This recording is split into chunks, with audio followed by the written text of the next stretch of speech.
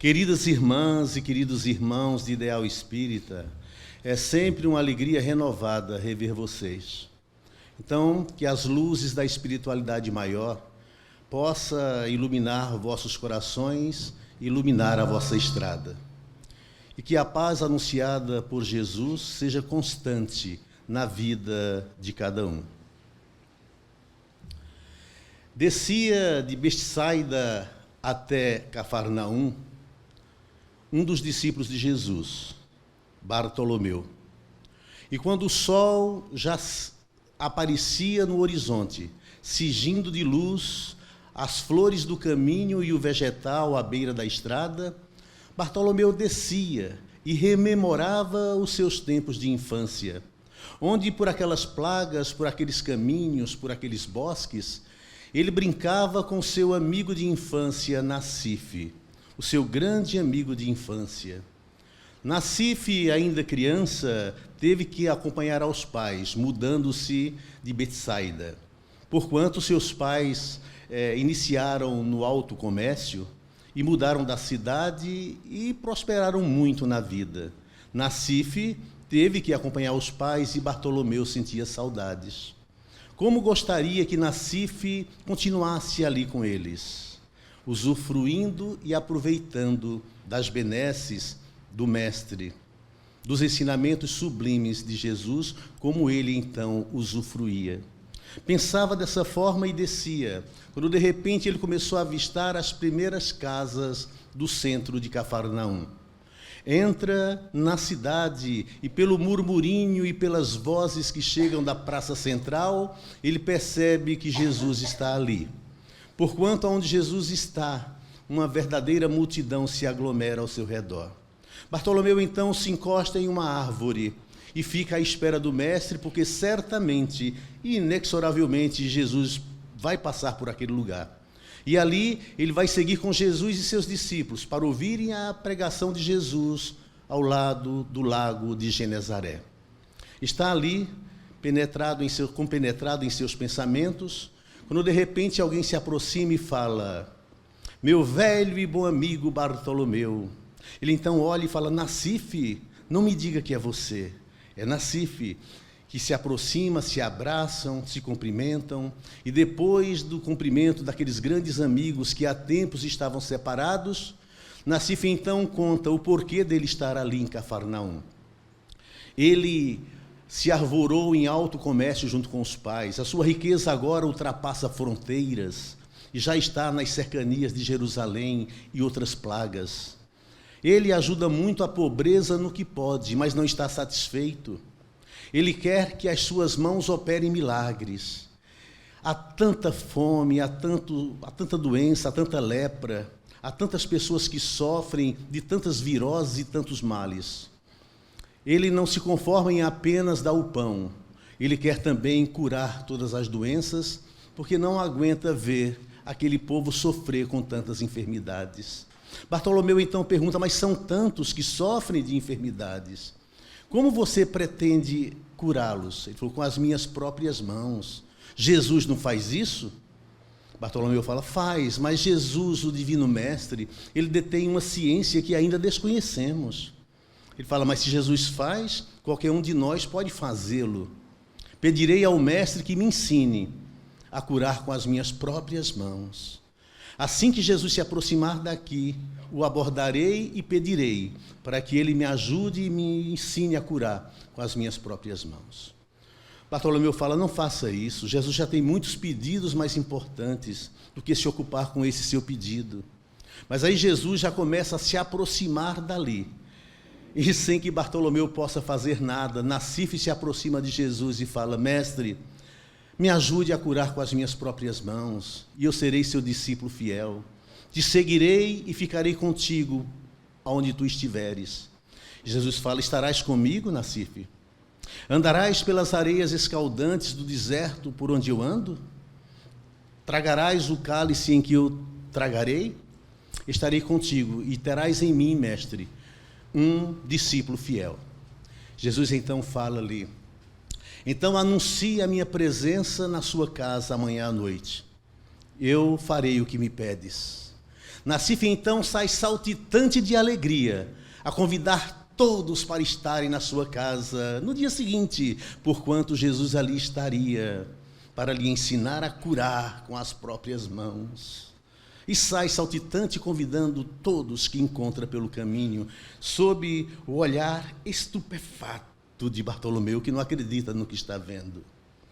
No dia seguinte, a mansão de Nassif está repleta de coxos, de pessoas doentes, de crianças desnudas, que são carregadas pelas mães de braços magros pela casa, de velhinhos sem saúde que tossem o tempo todo, de leprosos de toda sorte. Nassif então torce o nariz diante daquela gente toda na sua mansão, acostumada a receber os nobres da corte. Quando Jesus adentra, Nassif então fica exultando de alegria. Jesus então inicia sua pregação, falando das bem-aventuranças.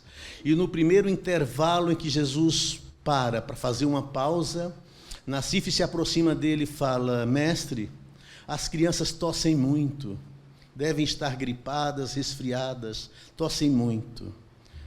Jesus fala: Nassif, aquele linimento de mel silvestre que você guarda no seu armário, dê esse mel silvestre para as crianças, que a tosse se acalmará. Nassif então faz isso, Jesus inicia a sua pregação novamente, e em mais uma pausa, Nassif se aproxima e fala: Mestre, os velhinhos tremem de frio. Jesus fala a Nassif: pegue aqueles cobertores bacanas que você comprou da Persa e recorte para servir de agasalho para esses velhinhos. Aqueles cobertores, Nassif, que você comprou para aquecer os seus amigos do coração. Corte e aqueça esses velhinhos que tremem de frio. Mas aqueles cobertores da Pérsia, mestre, custou-me uma fortuna. E vai, corta os cobertores e aquece os velhinhos que tremem de frio. Jesus então prossegue na sua palestra, e ao terminar o sermão da montanha, Nassif se aproxima dele e fala: Mestre, eu não aguento os gemidos dos leprosos, eles gemem de dor. Jesus fala: Nassif, aquele linimento de flora agreste que você guarda no seu armário, umedeça um pano branco e limpo e passe nas macerações dos irmãos que gemem. Eu, mestre? Sim, e aguardemos os resultados. Nassif então pega um linho branco, umedece com linimento silvestre e passa nas macerações dos leprosos. E Jesus então termina as suas considerações e, ao se despedir, Nassif fala: Mestre, as crianças já não tossem mais, os velhinhos já não tremem de frio e os leprosos não gemem mais de dor. Jesus olha para ele e fala: Nassif, então agora suas mãos já operam prodígios também. Nassif ainda usufrui da presença amiga e divina de Jesus por algum tempo, pouco tempo, porque logo Jesus sobe ao Calvário para ser crucificado.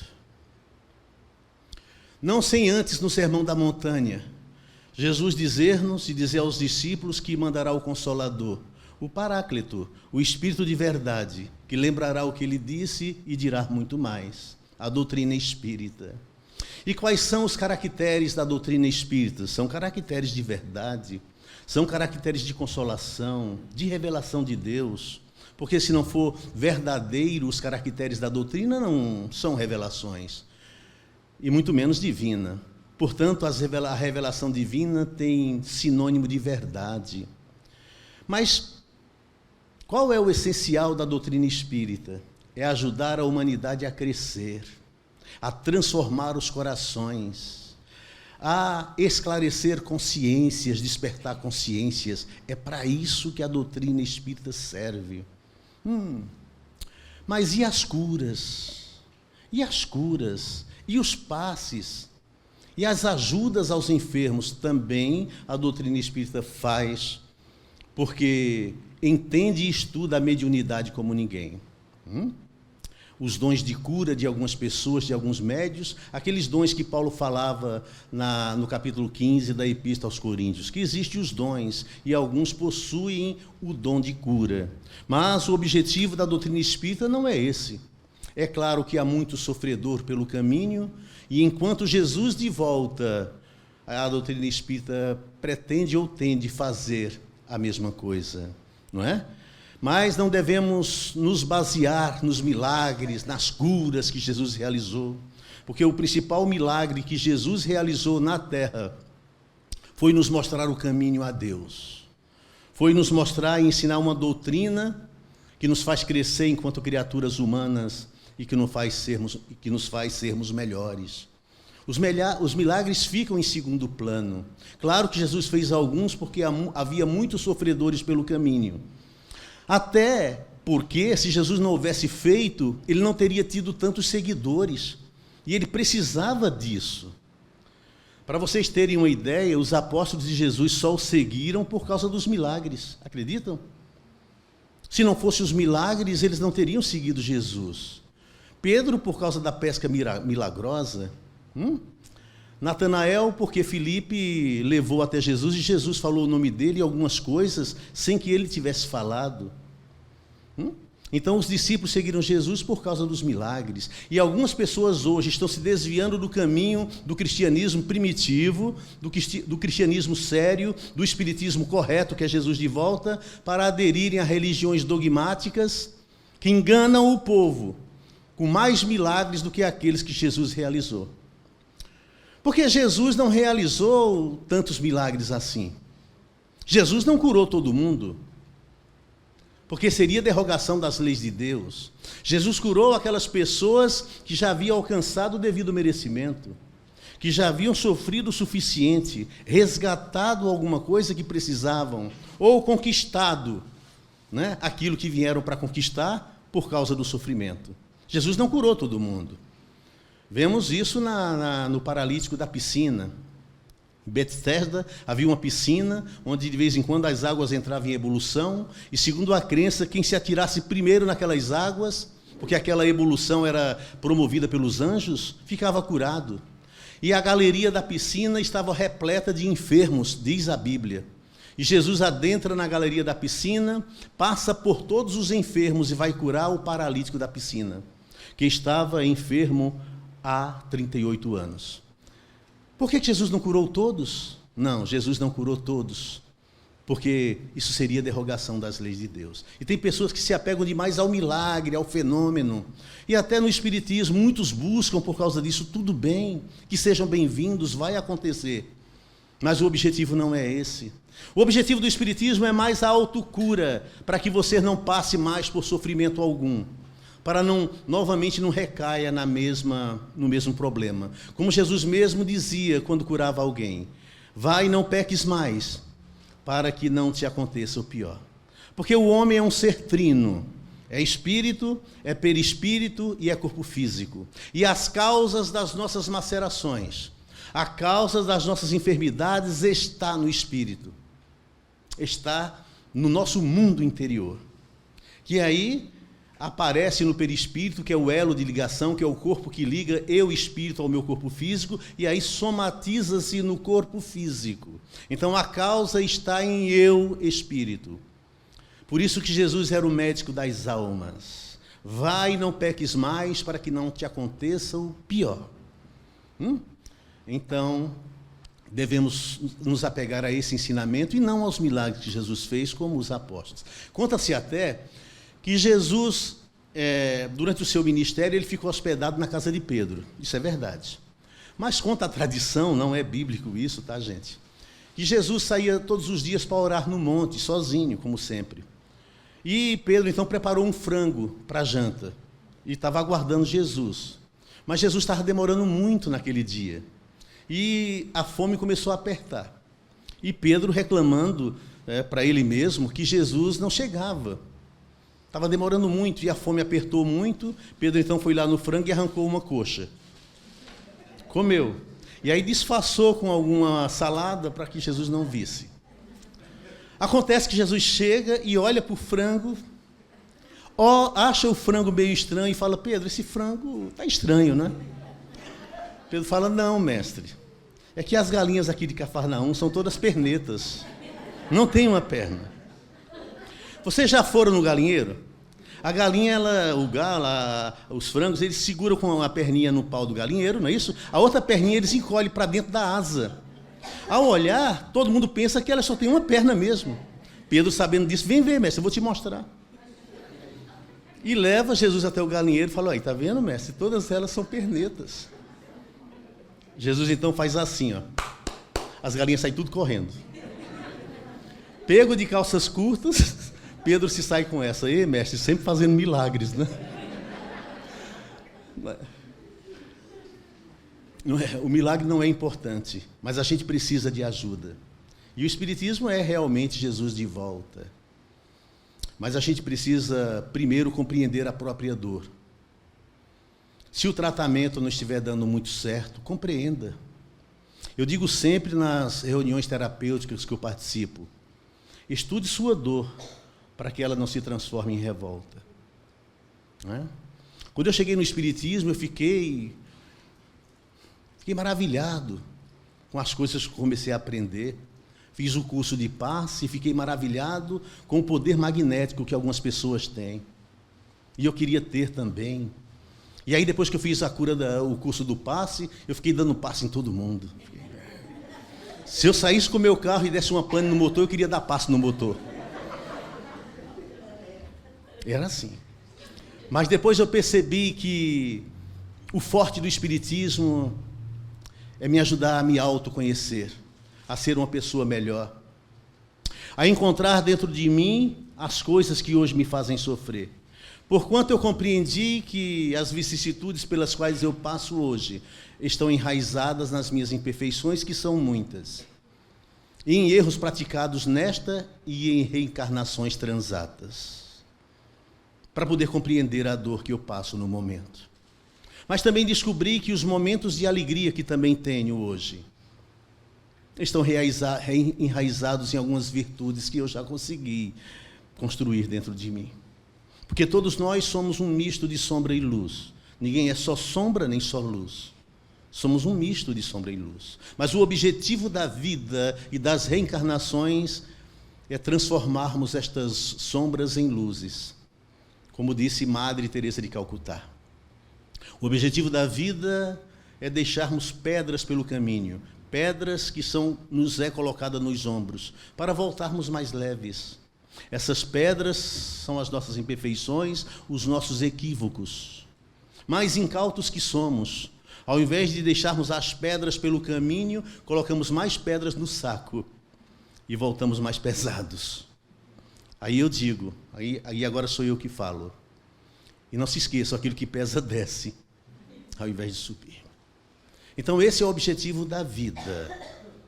Mas precisamos ter fé. Precisamos ter fé que tudo vai acontecer e revolucionar as nossas vidas. A fé é um elemento importante. Não é importante para Deus, até já disse isso. Porque Deus não está nem aí para quem acredita ou não nele. Porque Deus é o absoluto. Querer que acreditem nele é Jesualdo, ainda é fruto da vaidade humana. Mas a fé é importante para quem a tem. Tiago diz que a fé sem obras é morta, é inoperante. E fala-nos: mostre-me a sua fé sem obras, porque eu com as minhas obras mostrarei minha fé. Mas a fé é importante. Jesus trabalhou o tempo todo para aumentar a fé dos discípulos. Ó homens de pouca fé, até quando eu vou estar com vocês? Porque Jesus ensinava a autocura. Jesus falava da causa das nossas vicissitudes que está em nós mesmos. Essa era a verdadeira cura que Jesus queria passar. Está escrito na Bíblia uma frase que as pessoas interpretam errado por causa de uma letra. Está escrito, e eu já ouvi muita gente falar até do púlpito do Espírito, que Jesus disse que se nós tivermos uma fé do tamanho de um grão de mostarda, nós seríamos capazes de operar prodígios, milagres, não é isso? Mas não é assim. No original está escrito: se você tiver fé como um grão de mostarda, não é do tamanho, porque é pequeno, é o menor grão que existe. Jesus combateu o tempo todo o tamanho da fé das pessoas, que tinha que ser grande. Então não é do tamanho de um grão de mostarda, é como um grão de mostarda. Porque o grão de mostarda é o menor grão que existe, mas tem todas as potencialidades de uma grande árvore. Mesmo o grão sendo pequeno, produz uma árvore, uma das maiores que existe. Por isso Jesus disse, se a sua fé for como um grão de mostarda, não é do tamanho, é como um grão de mostarda, com todas as potencialidades para crescer, para se tornar uma obra frondosa. Paulo diz aos Hebreus capítulo 11, a fé é a convicção de fatos que não se veem, né? A certeza de coisas que estão por vir. Pela fé os antigos foram justificados, de modo que passamos a crer, a acreditar que o que é visível veio a existir do que é invisível. Olha, isso é física quântica. É tudo matéria, energia condensada, o materialismo vai morrer por falta de matéria. Então, nós somos divinos, seres divinos, trinos, espírito, perispírito e corpo físico. Mas a causa das nossas enfermidades está certamente no espírito. Nada acontece por acaso. E se eu blasfemo e digo que não sou merecedor daquilo, é porque eu estou dizendo que Deus é injusto. Por isso que eu digo sempre, estude sua dor, para que ela não se transforme em revolta. Mas aí nós chegamos à questão 556 do Livro dos Espíritos. 556, que é o objetivo desta palestra. Onde Kardec pergunta, algumas pessoas têm realmente a capacidade de curar pelo simples contato? Olha a pergunta. Algumas pessoas têm realmente a capacidade de curar pelo simples contato? E a resposta, a fé, a força magnética pode chegar a isso, se for secundada pelos sentimentos puros e pela ardente vontade de fazer o bem. Olha só, sentimento puro, brancura de sentimentos e a extrema vontade de fazer o bem, ponto. Mas cuidado. Cuidado com as coisas que você vê. E tem pessoas que veem o maravilhoso, o sobrenatural, nas coisas mais simples e naturais. Então não acredite em tudo. Tem os embusteiros, a resposta fala ainda. Então tome cuidado, não acredite em tudo. Mas o poder magnético pode chegar a isso em algumas pessoas. E a gente tem visto isso com José de Arigó, o finado José de Arigó, que curava todo mundo com as próprias mãos. O próprio Jesus que disse, não te admires do que eu faço, podeis fazer o que eu faço e muito mais, se quiserdes. As maravilhas que acontecem aqui com o Dr. Frederic, eu tenho certeza, e a equipe de Bezerra de Menezes que está com ele, é preciso primeiro que tenhamos fé. E é necessário também que ao sermos curados de alguma enfermidade, que seremos, que cuidemos de não cair mais no mesmo erro. É como alguém que sai do buraco da depressão, com ajuda. É importante que façamos tudo para nos afastarmos do buraco, sob pena de não cairmos dele novamente. É a mesma coisa. Quando eu sou curado pelas mãos do Dr. Frederic e os seus auxiliares, eu preciso agradecer e mudar minha vida. Nisso, então, a cura é importante, quando desperta a minha consciência para esse sentido de mudança, de ser melhor. Eu tenho um amigo, lá do Caminho da Luz, que estava com câncer de próstata muito avançado. E ele foi no médico e depois dos exames o médico disse que não tinha jeito. E chamou a família dele para dizer que ele tinha uns 6 meses de vida. O médico não ousava operar, porquanto ele poderia ficar na mesa. E era só ter paciência e esperar, uns 6 meses mais ou menos. Muito bem. A família levou então esse meu amigo para um centro espírita, onde também o médico de lá, o médico espiritual, é da falange de Bezerra de Menezes. E ele passou por uma cirurgia espiritual. Não se esqueça, a cirurgia espiritual é de dentro para fora. E aí ele fez todos os procedimentos que precisava ser feito, a convalescença que a espiritualidade pediu, e passaram-se os meses, os anos, e depois de mais ou menos 2 anos ele voltou ao médico. E quando o médico olhou para ele, se assustou. Não, sou eu mesmo, doutor. Não morri, não. Mas quem te operou? Aí fizeram os exames, ele pediu o ultrassom de praxe, os exames e tudo. Quando ele levou, o médico olhou e disse assim, quem te operou? Quem te operou, que fez uma cirurgia tão perfeita? E disse, doutor, se eu falar, o senhor não vai acreditar. Melhor deixar assim. Não, mas eu quero saber. Eu faço questão que você me fale. E ele falou. Então a gente sabe que tudo isso é muito possível. Porque senão Jesus não teria feito e falado que podemos fazer o que ele fez e muito mais. Mas não se esqueçam da resposta da espiritualidade para Kardec. O poder magnético pode chegar até aí. Se for secundado por uma pureza de sentimentos, ou seja, reforma íntima, e a vontade, o desejo enorme de fazer o bem. Por isso a reforma íntima. Por isso a nossa luta contra o homem velho para que surja um homem novo, porque cada um só dá aquilo que tem. Por isso a importância dos médiuns trabalharem o seu lado moral, para sintonizarem com os bons espíritos, porque a resposta diz isso, porque aí os bons espíritos te ajudam. Olha só. Então a gente sabe que tudo isso é possível, nós não somos seres materiais, não. Nós somos seres espirituais vivendo experiência humana. Mas não devemos acreditar em tudo, não. Há muito embusteiro por aí, diz a resposta. Por isso, estudar a doutrina espírita e seus fundamentos nos deixa mais seguros de não errarmos tanto. Aquele homem adoeceu. E tinha um médico na cidade, psicólogo, que curava por autossugestão. E ele não acreditava nisso, mas os amigos insistiram, vai lá, ele cura pela autossugestão. Você se convence que está bom e fica bom mesmo. A cura está em você, ele te convence disso. Ah, mas eu não acredito nisso, eu acredito na medicação, porque a ciência também é de Deus. Os médicos, os enfermeiros das organizações de tratamento são instrumentos de Deus. Eles também operam com as mãos, como Nassif passou a operar. Aquelas pessoas que ajudam, que limpam as feridas, que cuidam da gente, também são instrumentos de Deus. Não precisa necessariamente ser médios de cura, mas estão curando com as próprias mãos, né? Então, de tanto os amigos insistirem, ele foi. E ao chegar lá, o médico disse, sente-se aqui na minha frente, sentou-se na frente dele, e disse, repita comigo 20 vezes, até você se convencer disso. Vamos lá. Estou curado, estou curado, estou curado. Vamos, repita 20 vezes. E ele começou a repetir junto com o médico, estou curado, 20 vezes. Quando terminou as 20 vezes, o médico disse, pronto, você agora já está curado pela autossugestão. Quanto que é a consulta, doutor? R$500. Só por isso, doutor? Só.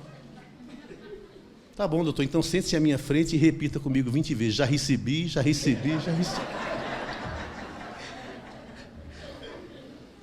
Não existe isso, a gente precisa tomar cuidado. Não é? Chico Xavier sempre ia aos médicos convencionais. Sofria muito por causa da evolução dele, do que ele ainda devia, e para evoluir mais ainda. Chico sofria muito de egima, de vista que sangrava, mas ia aos médicos.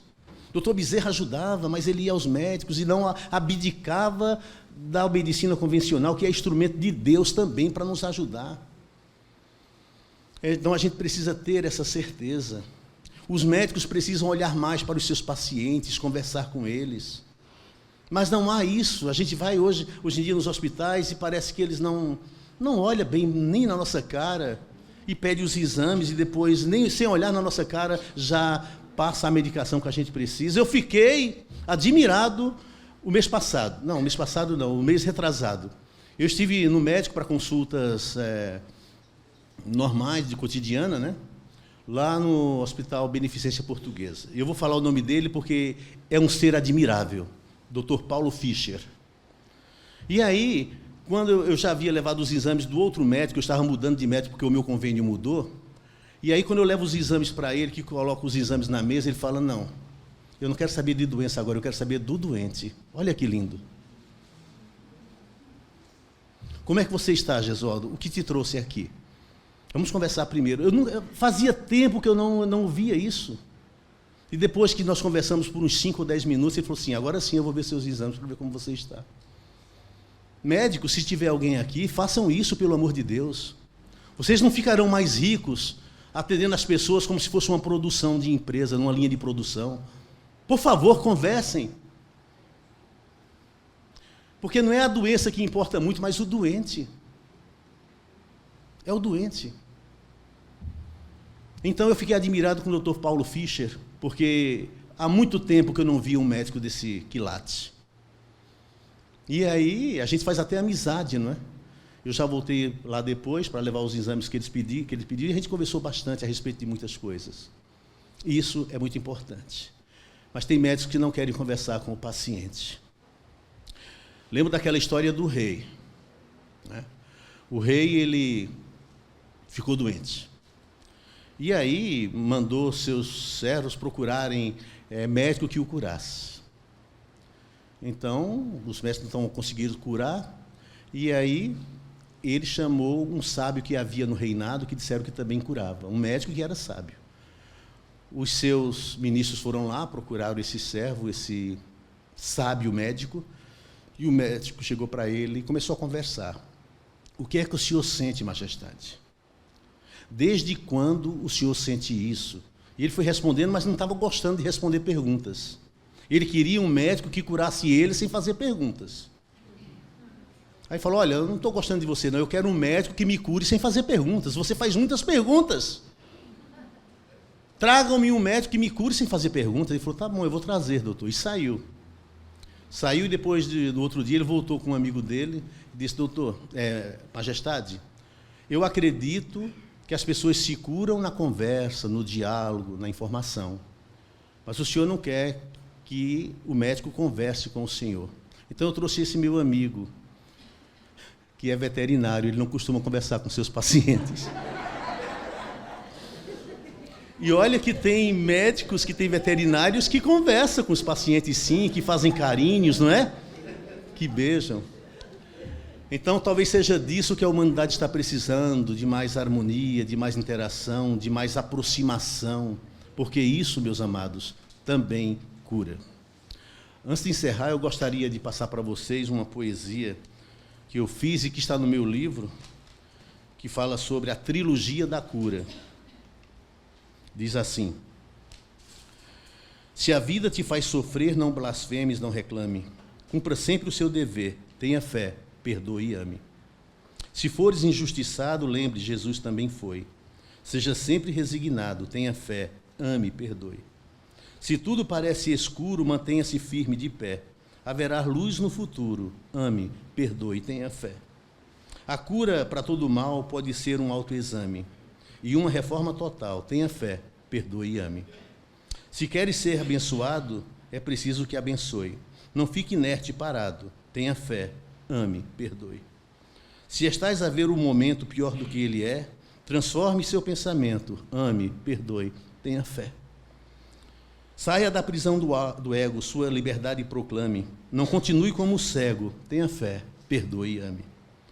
Para receber felicidade, se entregue, se dê, se doe.